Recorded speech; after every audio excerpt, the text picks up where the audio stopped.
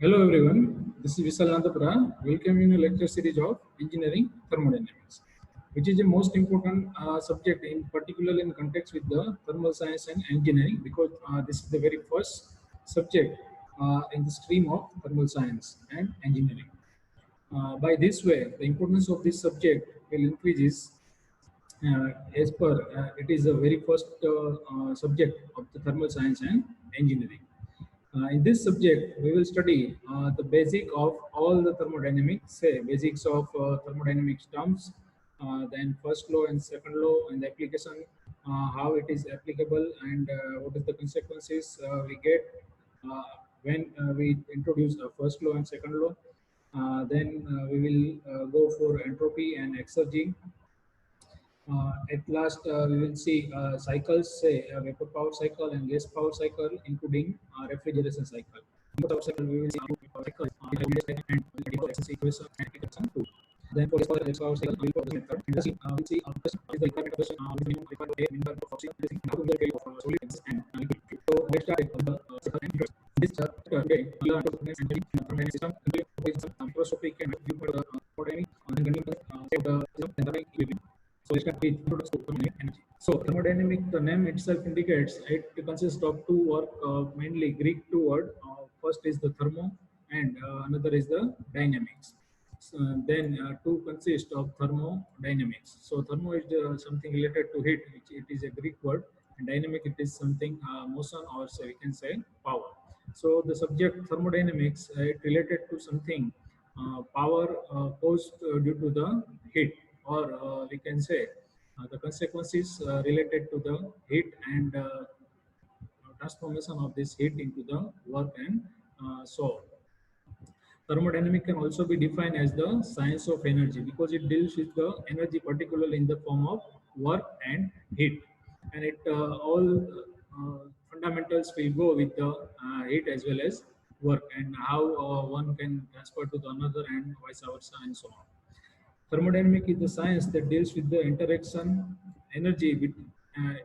between the energy and the material of the system. That interaction of energy maybe within the system, maybe with the surrounding, and so on.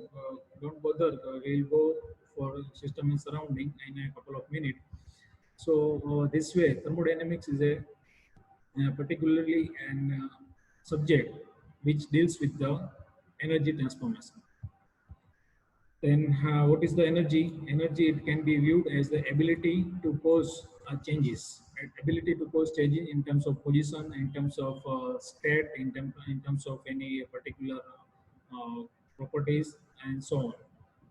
Then, to do this, we must have to remember the law of conservation of the energy during the study of the thermodynamics. It state that during the interaction, energy can change from one form to another form, but total amount of energy remain constant. So the total energy will never change. It just can transfer from one form to another form. Say the energy cannot be created, neither be destroyed. So this is the law of conservation of energy. So here the law we can understand by simple an equation. Say when you add some energy or energy to a particular system, and some energy will be out, then the total amount of energy gained by the system is delta A. So energy will never destroyed; it will just transfer from one form to another form.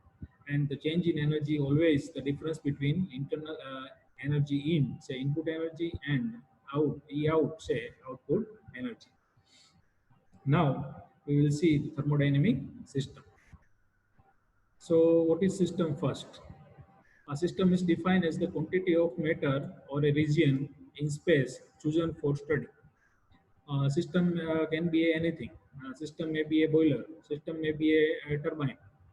System may be a compressor. System may be a uh, condenser. Anything, or it may be system can be a group of more than one mechanical element or a thermodynamic equipment.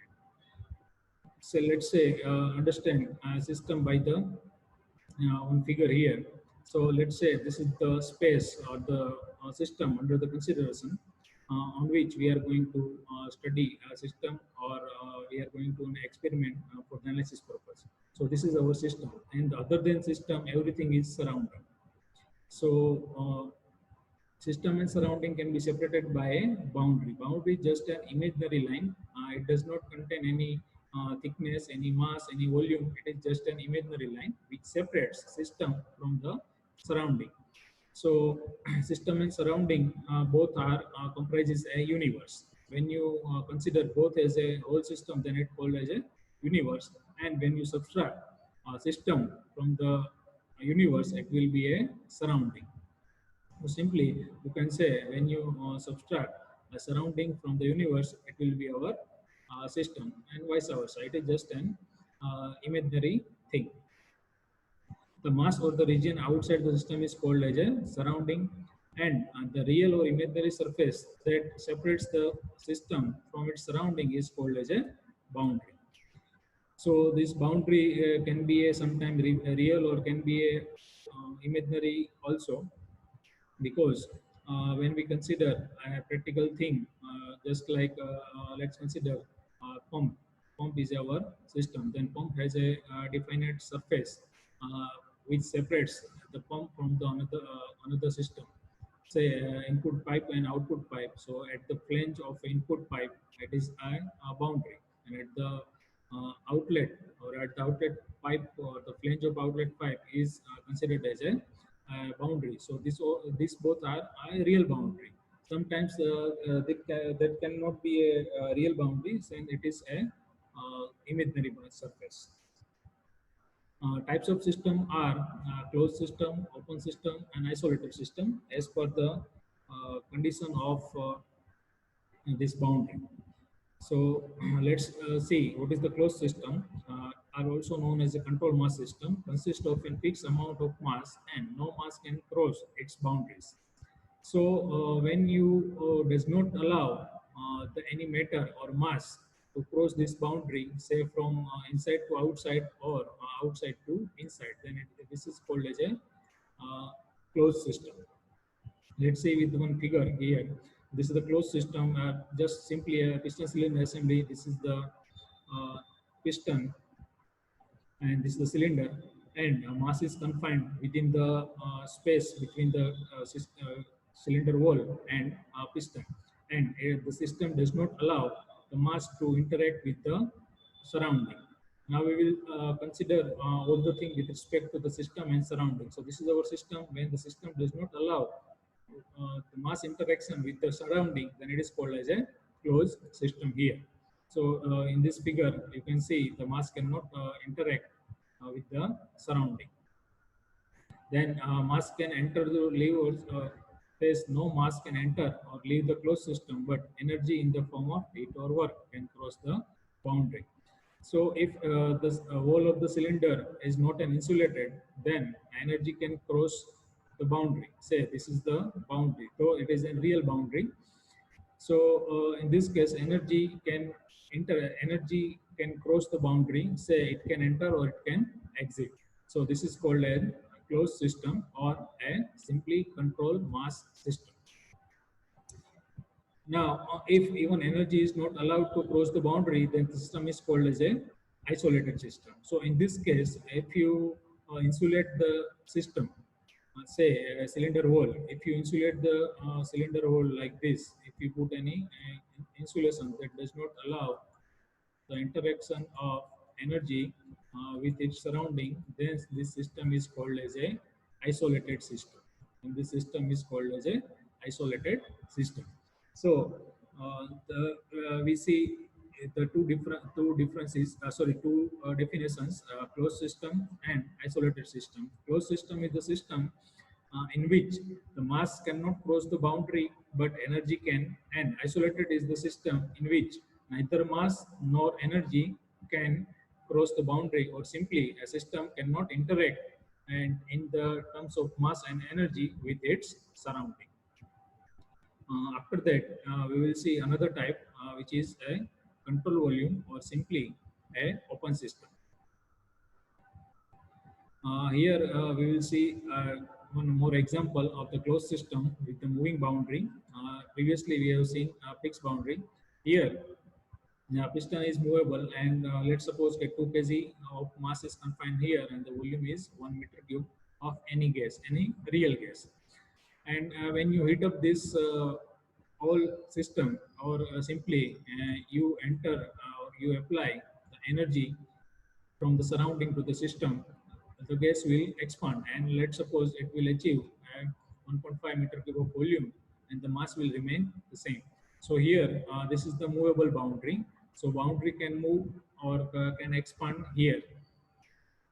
Say an open system or a control volume is, it is the open called as a is a property selected region in space. So now we will see the open system. Open system, it is an also called as an control volume. It is an often called, it is properly selected region in a space. It is usually enclosed a device that involves mass flow, such as compressor, turbine, or nozzle, or anything in which the mass can enter and exit. Say here, the example of nozzle is given. So nozzle, in the nozzle, the mass can enter from one side and mass can exit from the other side. So this is not an closed system. This is just an open system. But for the study of the open system, we have to consider any volume, say control volume. Control volume is the volume under the consideration, or on which we are going to apply the experiment and study all the necessary processes. So in this case, nozzle have a two type of boundary: real boundary as well as imaginary boundary. Real boundary, why? Because this is the wall of the nozzle, and from that wall, the matter or the mass cannot cross the boundary. So this is the real boundary, and this is the imaginary boundary. Because if this is closed, then mass cannot enter. But if we have to allow the mass to enter, then we have to keep these two sides open, and that's why we will consider imaginary boundary here just for the understanding purpose. And the mass within the boundary may or may not be a constant for their particular process. So both mass and energy can cross the boundary of the control volume. So the boundaries of the control volume are called as a control surface, and they can be real or imaginary. So here, this is an control surface which separates the system from the surrounding. Now we will see control volume with a more realistic approach. Say the nozzle that we already discussed earlier. Here we will see an open system with the moving boundary and fixed boundary. So here you can say the mass can enter in the system of piston cylinder assembly, and somewhere maybe here the exit also. So mass can enter and mass can exit from here, and with this mass, the energy also can enter and can leave the system. So this is called a control volume. When control volume is considered for the study purpose, then the volume is fixed, and the mass and energy cannot be fixed or maybe variable. So this way, this is the control volume. Now we will move to the properties of the system. And properties of the system is, and characteristic of a system is called as a property. So any particular characteristic in terms of pressure, in terms of mass, in terms of volume, temperature, anything, density. So any particular characteristic of a system is called as a property. Property are considered to be either intensive property or extensive property as per its nature. If it is called intensive property, if it does not depend on mass, or simply it is independent of the mass of the system, then such a temperature, such that temperature, pressure, and density that does not depend on mass. So it is called as an intensive property. And extensive property, it is just the reverse. If the property depends on the mass, say if mass will vary, the property is also varying. Then this type of property is called as a extensive property, just like a mass, volume, total momentum. These all are dependent on mass. So these are called as a extensive property, and those does not depend is called as a intensive properties. Any specific quantity like specific volume, specific enthalpy, specific entropy, etc. are also an example of intensive property. So when you consider the volume, volume itself a extensive property, but when you think about specific volume, it is considered as a intensive property, because specific volume is the ratio of volume time volume divided by mass. When you divide the volume with the mass, then the quantity will be a specific volume, and specific volume are independent of mass, so it will become an intensive property. Besides, the volume itself a extensive property, but v divided by m, say specific volume or will become an intensive property. Let's understand with the figure what is called as the intensive and extensive property. This is the one system having a m number of m kg of mass, v meter of volume, t Celsius temperature at a piece and piece bar pressure, and with rho density. So how to identify the intensive and extensive property, that you can see here. If you divide this whole volume into two equal parts, just as here, when you divide the whole into two equal parts, you can see some property changes and some property does not, property do not change.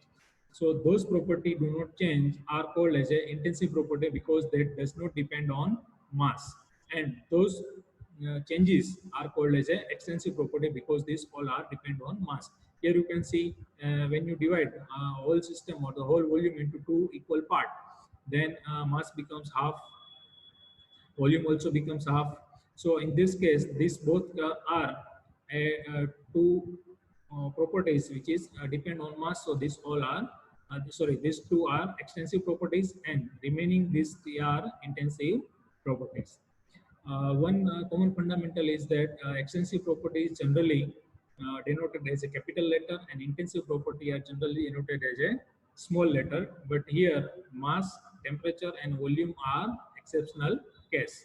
Say in particular case, M is the extensive property, so we have to represent it as a capital M. But in this case, it is considered as a small s, because this is exception, and intensive property are generally denoted as a small letter, but here pressure and temperature, two quantity are an exceptional in this case. Now we will see macroscopic and microscopic viewpoint of the system, or to the study of the thermodynamics. Macro itself indicates it is an consideration when you when the system is considered as a bunch of or lump of a mass, and if the system is considered as a micro level, say it is consist of very tiny particle, very tiny molecules, uh, then it is called as a microscopic approach. So microscopic approach, this approach to the thermodynamic is concerned with the gross or overall behavior. Say when considered the mass as a whole one unit, and when you consider the mass of the system, it consists of a very tiny particle, say molecule, then it is called as a microscopic. The microscope approach considered that the system is made up of very large number of discrete particles known as molecules. The microscopic approach is also known as a classical thermodynamics, and it is known as a statistical thermodynamics. The analysis of the macroscopic system requires a simple mathematical formulas, whereas microscopic approach require a statistical method, as the number of molecules is very large, and it requires a number of equation which is very complex to derive and solve also. The value of properties of the system are their average values, such that pressure and temperature.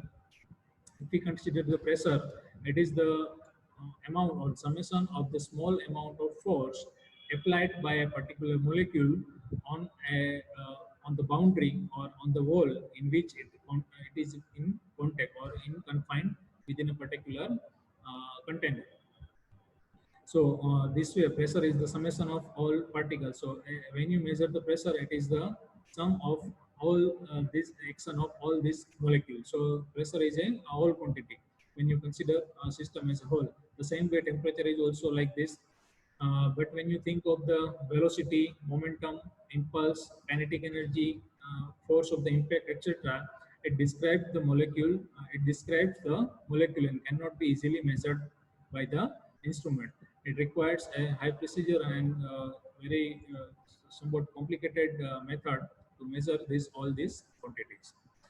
The change in the property can be felt by our sense. So it is obvious that temperature and pressure we can sense by just our sensation, but uh, we cannot feel the change in the velocity or momentum or impulse or kinetic energy just by our sensation. Or in order to describe the system, only a few properties are needed, and whereas you consider at molecular approach, a large number of variables are needed to describe a system. The approach is a little bit complicated in comparison with this macroscopic approach. So after that, now we will see continuum concept. Continuum concept, matter is made up of atom that are widely spaced in the gas phase, particularly. Yet it is very convenient to disregard the atomic nature of the substance and view it as a continuous homogeneous matter with no holes or no voids, that is called as a continuum. So let's consider one confined space filled with, let's suppose any particular gas. Any particular gas is filled here. Then let's suppose with the volume V at temperature T, say atmospheric temperature, the atmospheric as well as atmospheric pressure, and all gases are gases filled here are consist of a number of molecules. Say these all are the molecule of all gases. So in this case, what happened? When you consider this system as a whole, then as per the definition of the gaseous phase, the two molecule have a between two molecules there are some distance, so we can consider the word or the whole here. But this word can eliminate by considering this whole as a continuum. The continuum model is applicable as long as the characteristic length of the system is much larger than the mean free path of the molecule. Now, what is mean free path of the molecule? This is the distance traveled by the molecule before collision with another molecule, and this is the mean free path. And characteristic length. Characteristic length is the particular uh, property of a molecule. Let's say it is an in this case it is an diameter. So the continuum concept or continuum model is applicable until the characteristic length of the system is much larger than the mean free path. So in this case, we can simply consider that molecule does not have much space available to move from one phase to another. In this case, only continuum concept is available. But in the case, let's suppose at a very high vacuum or very high elevation, the mean free path of the mean free path may become large, such that let's say example it is about zero point 0.1 meter for atmospheric air at an elevation of 100 kilometer. So at an elevation of 100 kilometer, the air is no longer a continuum because in this case air has a mean free path of zero point 0.1 meter. So one molecule of the air have to travel zero point 0.1 meter to collide with the other. So in this case, the diameter of the gas is very less comparison to the mean free path. So in this case, we cannot consider this as a continuum concept. But when the characteristic length is larger than the mean free path, so in other terms, we can say a molecule does not have much space to move around.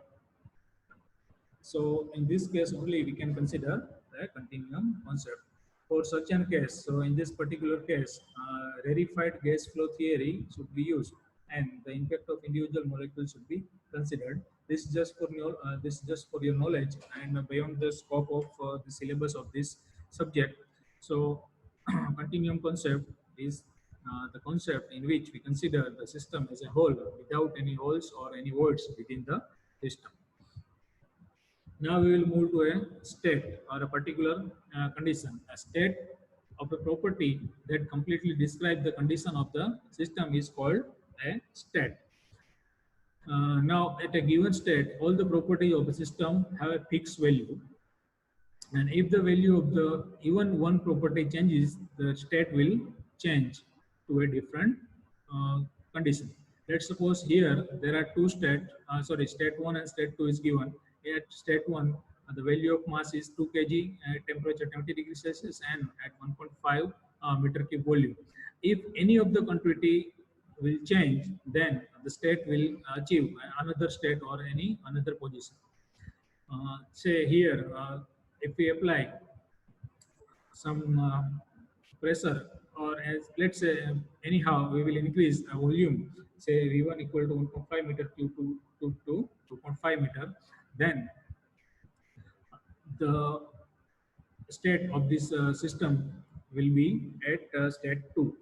If you, by any means, if you can increase the temperature in this case, say 20 degrees Celsius, if we apply the heat from outside, and if we make the temperature T3 equal to 25 degrees Celsius, then it will achieve again another state. So state may be one particular position or one specific value of the property of the system, like mass, temperature, volume, etc. So this is the state of the system. Now, thermodynamic equilibrium. So what is equilibrium? Equilibrium is the state. It is the condition when the value or the property value will in balance condition. So the word equilibrium implies a state of balance. In an equilibrium state, there are no unbalanced potential or driving force within the system. A system in equilibrium experiences no changes when it is isolated from the surrounding.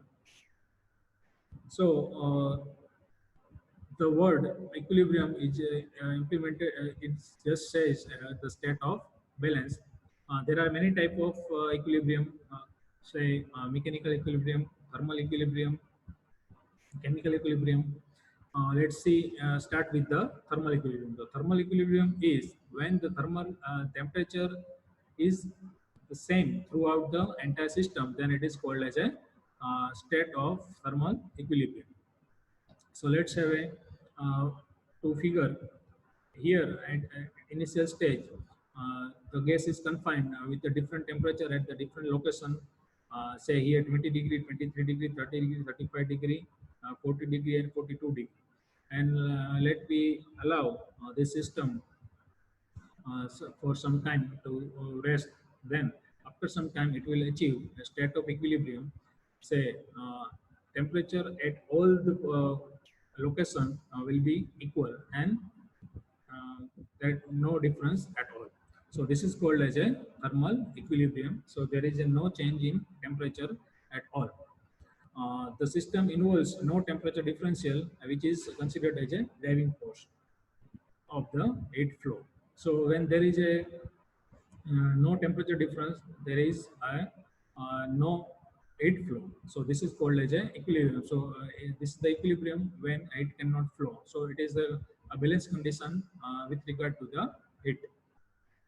Now we will move on to another type, which is the mechanical equilibrium. So just same as a thermal equilibrium, when there is a related pressure and a system is in equilibrium if there is a no change in the pressure at any point of the system with the time.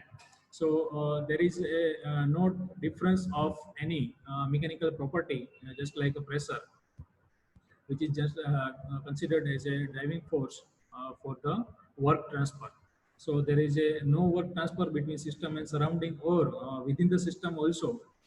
Then it is called as a mechanical equilibrium. Generally, it is most of the cases it is referred to the pressure, and if the pressure is equal at all the point, it is called as a mechanical equilibrium, and it may be between two system also. However, the pressure may be vary within the system with the elevation as a result of gravitational effect, but that effect is neglected in most of the cases because a very minor difference of pressure with respect to the gravitational force within the system. Then third one and last one is the chemical equilibrium. If its chemical composition does not change with the time, then is no chemical reaction occur, and that the system is called in a chemical equilibrium. So it is considered when there is a no change in the chemical properties at all within the system or with the another system. It is called as a chemical equilibrium. Now, if all these equilibrium are simultaneously for a particular system, then system is called as a in thermodynamic equilibrium. A system is in a thermodynamic equilibrium if the temperature and pressure at all the points are same. There should be no velocity gradient. The chemical equilibrium is also necessary. So in this case, we can say in the thermodynamic equilibrium, temperature and pressure at all points are same. So thermal equilibrium, pressure are same. So it is a mechanical equilibrium. Then should be no velocity gradient. So velocity gradient is not available. So it means the velocity is same, and thus we can say it is again a condition which required for the mechanical equilibrium. And lastly, the chemical equilibrium is also necessary. So this is a condition of chemical equilibrium. So all these three condition or all these three equilibrium comes to us simultaneously for a particular system. Then this system is considered as a considered in a state of thermodynamic equilibrium. Thus, the attaining a state of thermodynamic equilibrium, all three types of equilibrium states must be achieved. So, this is the thermodynamic equilibrium of the system. So, that is all for today, friends. Let's summarize what we have discussed here. We started with introduction of thermodynamics and energy, then thermodynamic system, control volume, properties of the system. Then we have seen microscopic and macroscopic viewpoint of the study of thermodynamics, then continuum concept, state, then thermal equilibrium, mechanical equilibrium, and chemical equilibrium in context with the thermodynamic equilibrium. Thank you, friends.